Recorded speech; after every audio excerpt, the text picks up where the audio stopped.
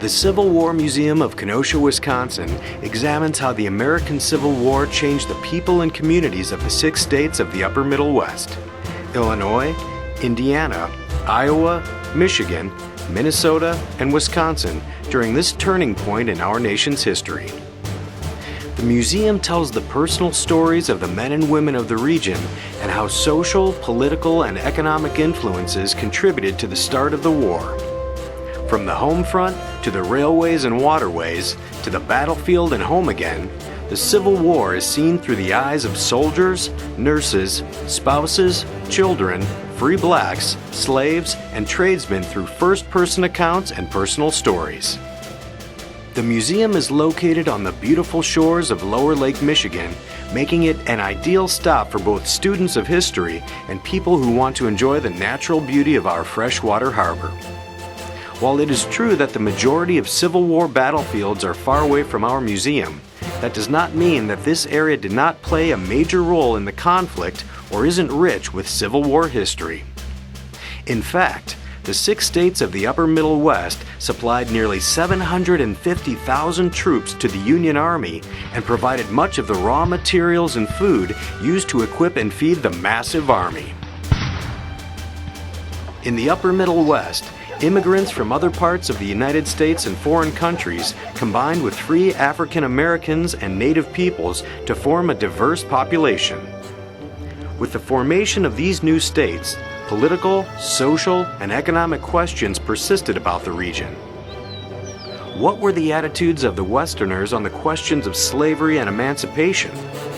Would the people of the Upper Middle West play an active role in the Underground Railroad, or would they conform to the restraints of the Fugitive Slave Act?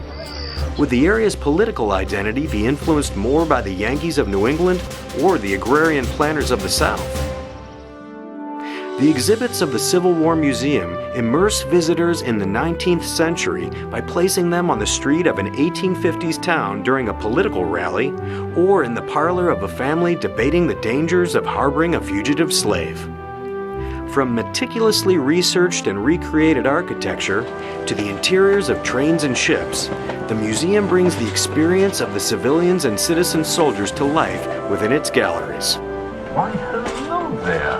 I'm Reverend Asa Bailey from the First Presbyterian Church.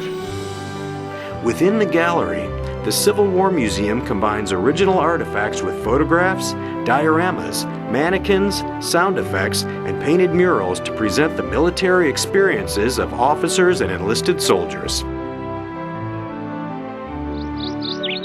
The Camp Life diorama shows how the soldiers passed the time in camp by writing letters, cooking food, playing games, or mending clothes.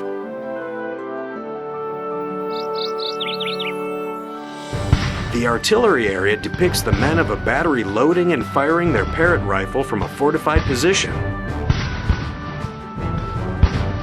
In the medical diorama, wounded soldiers lie in the courtyard of a home awaiting the attention of a doctor or a nurse.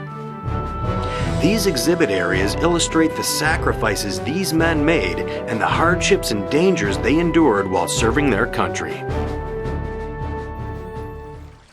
Within the gallery, changes in the physical surroundings also signal changes going on in the country. For instance, as people enter a recreated riverboat, they learn the war is over and President Lincoln has been assassinated. By interacting with characters on board, visitors see the high price the war has extracted on the civilian and military populations. Children anxiously await being reunited with their mother after the passing of their father, and a soldier wonders how he is going to re-enter his profession as a carpenter now that the war has left him with only one arm. Life in an upper Middle Western town was very different in 1870 than it had been in 1850. Wartime demand for manufactured goods and food brought increased revenue to the farms and communities of the area, but there remained constant reminders of the cost of such prosperity. Orphanages were built to care for children whose parents did not survive the conflict, and soldiers' homes were created by the government to care for men disabled by wounds or disease. Veterans groups remembered fallen comrades by instituting Decoration Day, later renamed Memorial Day, and by erecting monuments in cemeteries, town squares, and battlefields. 4 years of fighting nearly destroyed a generation and the nation. But the bloody conflict ended slavery, created a strong national union of states, and eliminated the threat of secession. It also affected American life in surprising ways that linger even today. The generation that built monuments, parks, and cemetery memorials as a reminder of their sacrifices and loss is itself a distant memory. As we walk the streets of their hometowns in our modern times, let us honor their memory and recognize what they have done.